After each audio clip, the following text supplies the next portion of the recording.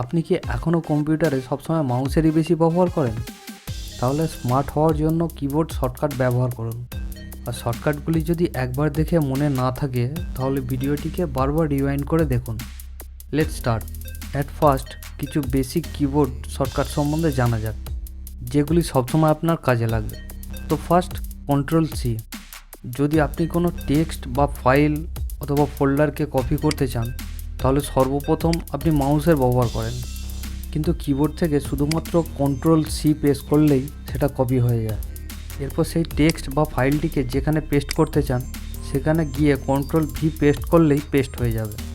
Next, notepad বা image ওয়ার্ডে যদি পুরো টেক্সটকে সিলেক্ট করতে বলা হয় তাহলে আপনি মাউসের লেফট বটনকে চেপে ধরে পুরো টেক্সটকে সিলেক্ট করেন, কিন্তু কিবোর্ড থেকে শুধুমাত্র Ctrl+A প্রেস করলেই পুরো টেক্সট সিলেক্ট হয়ে যায়। আর যদি কোনো সিঙ্গেল লাইনকে সিলেক্ট করতে বলা হয় প্লাস অ্যারো কি প্রেস করে খুব সহজেই সেই কাজটি করতে পারেন। ফ্রেন্ডস, ডিলিট আর ব্যাকস্পেসের কাজ কিন্তু সম্পূর্ণ আলাদা। যেমন আমি এখানে টাইপ করছি কলকাতা কম্পিউটার, এবার ব্যাকস্পেস প্রেস করলে শেষের দিক থেকে ওয়ার্ডগুলো মুছতে থাকবে, আর যদি ডিলিট কি প্রেস করা হয় তাহলে সামনের দিক থেকে মুছতে শুরু করবে। নেক্সট শর্টকাটটি খুবই হেল্পফুল হবে আপনার জন্য। আপনি যদি ভুলবশত কোনো ফাইল বা টেক্সটকে ডিলিট করে ফেলেন তাহলে ভয় পেয়ে যাওয়ার কোনো দরকার নাই। ডিলিট করে ফেলার পরই কিবোর্ড থেকে Ctrl+Z প্রেস করলে তাহলে আপনার ডিলিট করা ফাইল বা ফোল্ডারটি পুনরায় চলে আসবে।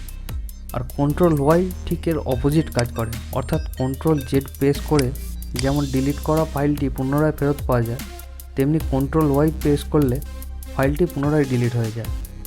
আর এই জন্যই Ctrl+Zকে আনডু এবং Ctrl+Yকে রিডু বলা হয়। তো কেমন লাগলো ভিডিওটি? একটা লাইক তো অবশ্যই দেওয়া উচিত এবং ভিডিওটিকে শেয়ার করতে ভুলবেন না। আর আপনি যদি কলকাতা কম্পিউটারকে এখনও সাবস্ক্রাইব করে না থাকেন তাহলে প্লিজ লাল রঙের সাবস্ক্রাইব বাটনে ক্লিক করে পাশে থাকা বেলটিকে অন করে দিন। And thanks for watching.